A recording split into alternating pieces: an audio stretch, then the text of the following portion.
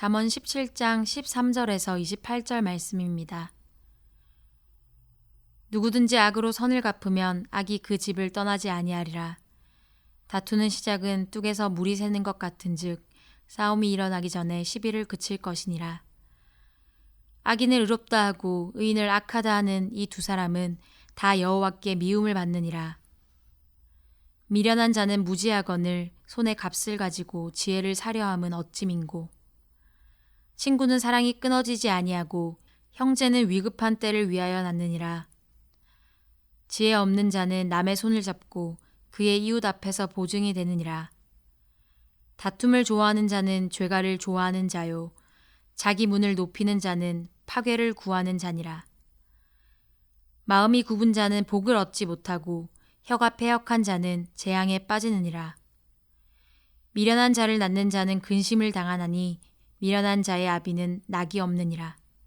마음의 즐거움은 양약이라도 심령의 근심은 뼈를 마르게 하느니라. 악인은 사람의 품에서 뇌물을 받고 재판을 굳게 하느니라. 지혜는 명철한 자 앞에 있거늘 미련한 자는 눈을 땅 끝에 두느니라. 미련한 아들은 그 아비의 근심이 되고 그 어미의 고통이 되느니라. 의인을 벌하는 것과 귀인을 정직하다고 때리는 것은 선하지 못하니라. 말을 아끼는 자는 지식이 있고 성품이 냉철한 자는 명철하니라. 미련한 자라도 잠잠하면 지혜로운 자로 여겨지고 그의 입술을 닿으면 슬기로운 자로 여겨지느니라. 아멘. 오늘 함께 나눌 말씀 잠언 17장 13절로 28절까지의 말씀입니다. 이 잠언, 우리가 어떻게 살아가야 하는지에 대해 많은 교훈을 주는 책입니다. 재물에 관해서, 언어 생활에 관해서, 그리고 마음에 관해서 말씀합니다. 이 재물과 말과 이 마음을 잘 다스리는 것, 이 지혜자가 할 수 있는 영역이다라고 잠언선 이야기하고 있습니다. 오늘 본문 또한 이 말과 마음에 대한 부분을 기록하고 있는데요. 이 어제에 이어서 오늘 본문 여러 내용 가운데 마음에 관한 부분에 초점을 맞춰 본문 22절을 중심으로 말씀을 나누도록 하겠습니다. 22절 이렇게 기록하지요. 마음의 즐거움은 양약이라도 심령의 근심은 뼈를 마르게 하느니라. 마음의 즐거움과 대비되는 심령의 근심. 이 즐거움은 양약, 치료제지요. 근심, 그것은 뼈의 마름, 말 그대로 고난, 죽음으로 연결됩니다. 다시 말해 마음의 상태가 사는 것과 죽는 것의 기준이 될 수 있다는 말입니다. 이에 대해 좀 더 명확한 말씀을 찾아보면 잠언 4장 24절에 이렇게 기록하고 있습니다. 모든 지킬 만한 것 중에 더욱 내 마음을 지키라. 생명의 근원이 이에서 남이니라. 마음에서 생명의 근원이 난다는 말씀. 살면서 우리가 지켜야 할 많은 것들이 있습니다. 가정을 잘 지켜야 되고 직장 또 재산을 잘 지켜야 하고 누구나 자신이 소중하다고 생각하는 그것을 지키며 살아가고자 노력합니다. 그 가운데서 성경은 우리가 살아갈 때 이 지켜야 할 것 많이 있지만 가장 중요한 것, 너희는 마음을 지켜야 한다고 선포하지요. 더욱 내 마음을 지키라고 했습니다. 이 더욱이라는 것은 강조되는 말입니다. 지켜야 할 것이 많이 있지만 그 마음을 지키는 것이 가장 중요함을 더욱 강조합니다. 그 이유 우리가 익히 다시 들었어요. 생명의 근원이 마음에서 나기 때문이지요. 생명의 근원이 난다. 한마디로 다시 말해 마음을 지키는 것이 죽고 사는 기준이 될 수 있다. 내 마음의 상태가 어떠한가에 따라 죽을 수도 있고 살 수도 있습니다. 이 자살하는 사람의 대부분 더 이상 살 수가 없다고 마음에서 결정했기 때문에 이 안타깝게도 죽음을 선택합니다. 이 아무리 진수성찬이 앞에 있어도 마음이 기쁘지 않으면 음식 맛이 나지 않습니다. 아무리 좋은 차, 좋은 집이 있다 해도 마음이 편하지 않으면 그것이 나에게 즐거움을 주지 않습니다.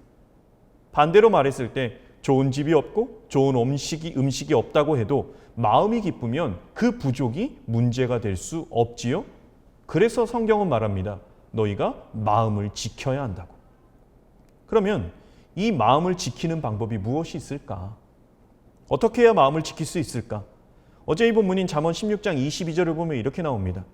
선한 말은 꿀송이 같아서 마음에 달고 뼈에 양약이 되느니라. 이 마음을 지키는 것에 있어서 필요한 게 무엇이냐? 이 선한 말이에요. 이 선한 말이 이 16장 22절은 꿀송이 같다, 꿀 같다라고 얘기합니다. 그러면 이렇게 생각해 봐야 돼요. 그럼 꿀이 어떤 특징을 갖고 있나? 이 꿀은 이 천연 제품으로 단맛을 가장 잘 냅니다. 그리고 꿀은 아무리 오래 두어도 썩지 않습니다. 그 안에 천연 항생제가 들어있기 때문이에요. 그래서 꿀을 오래 장복하면 몸의 염증도, 이 몸속의 염증도 치료가 됩니다. 천연 염증 치료제로 쓰이는 프로폴리스도 이에서 생산이 되지요. 꿀, 음식을 달게 할 뿐 아니라 치료의 기능도 있는 것이 이 꿀의 특징입니다. 선한 말이 그렇다라는 거예요. 선한 말이 꿀송이 같다는 말씀, 꿀송이 같아서 마음을 달게 한다고 하고, 마음에 달다. 단 것을 먹으면 당연히 이 스트레스가 해소되는 건 뭐 누구나 마찬가지입니다. 선한 말, 사람의 마음을 달게 합니다. 기분을 좋게 만듭니다. 아울러 반대로 이 선한 말 자체가 뼈에 살리는 양약이 되는 치료제가 된다는 뜻. 병이 들었는데 선한 말을 들어서 치료가 될 수 있다는 것. 선한 말은요, 단순히 마음뿐만 아니라 이 육체의 질병도 낫게 할 수 있는 부분이다라는 겁니다. 그래서 우리는 선한 말을 해야 되는 이유예요. 그것이 마음을 지킬 수 있는 길이에요. 부정적인 말보다 이 긍정적인 선한 말을 해야 됩니다. 이 에머토 마사로의 책 물은 답을 알고 있다에서 보면 이 사람의 말로 물의 결정 구조가 변화되는 것을 볼 수 있습니다. 이 사랑, 감사의 말에 완벽한 육각형의 결정이 보여지고요. 반대로 멍청한 놈, 짜증나 같은 부정적인 말에는 화면에 보시다시피 일그러지고 불규칙적인 결정 구조가 보입니다.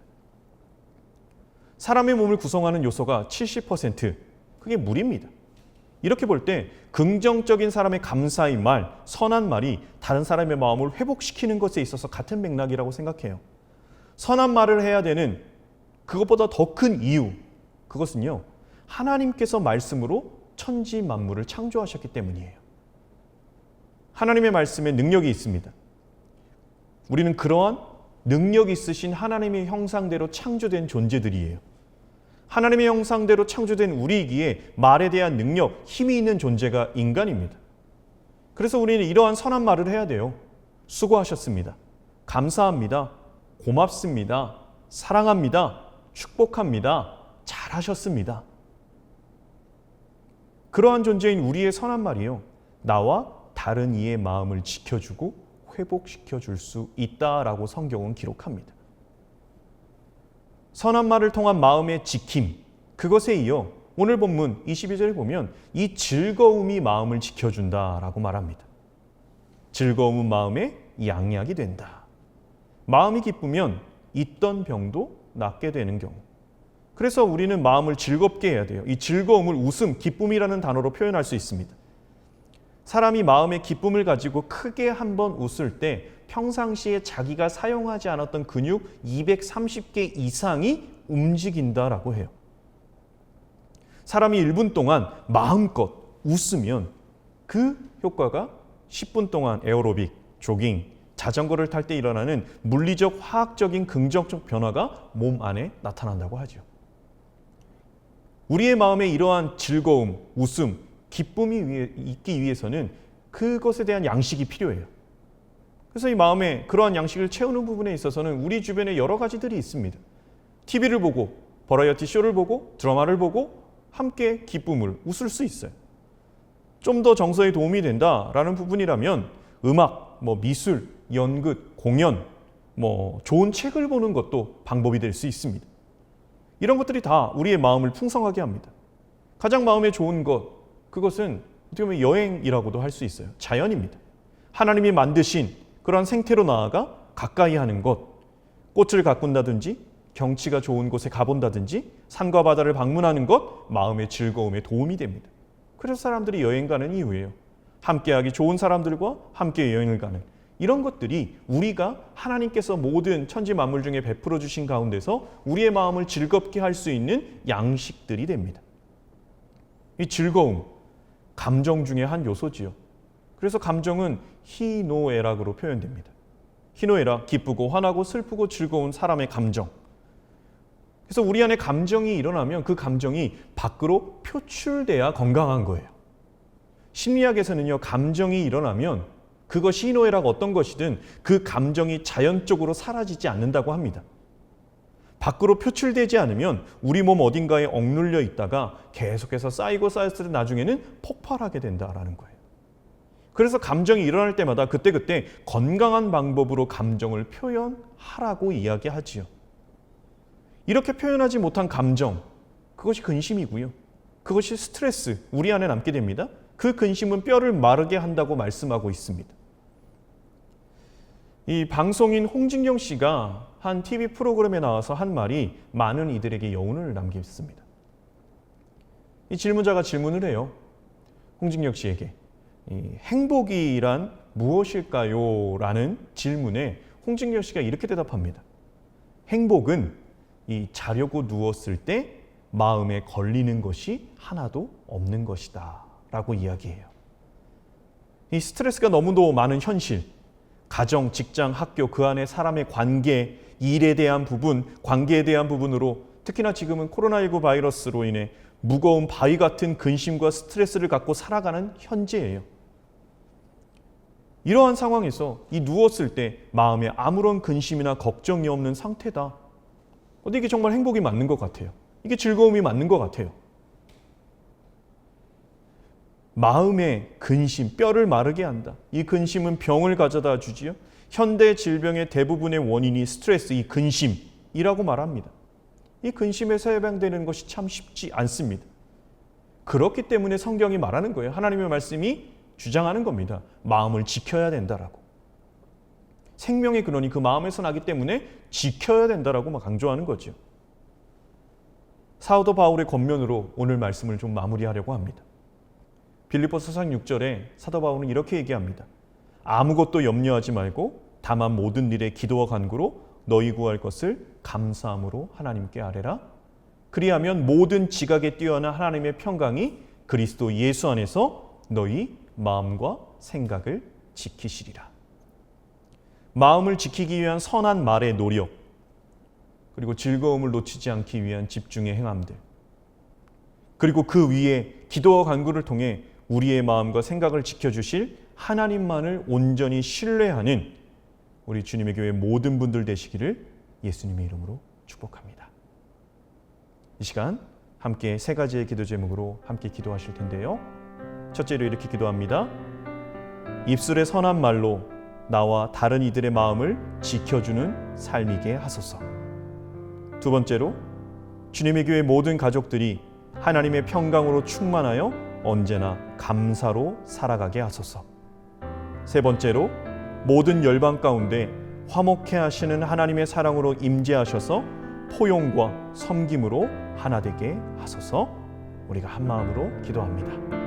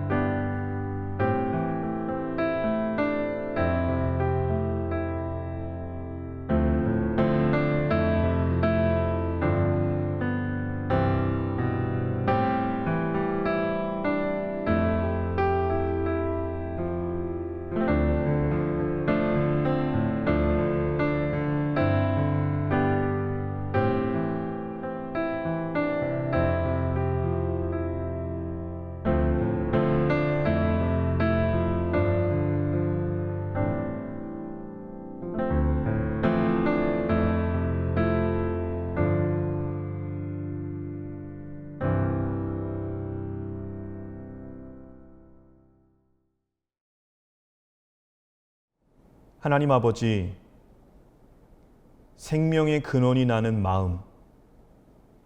마음을 지키는 것이 살고 죽는 것의 기준이 될 수 있다? 하나님께서 말씀하셨습니다.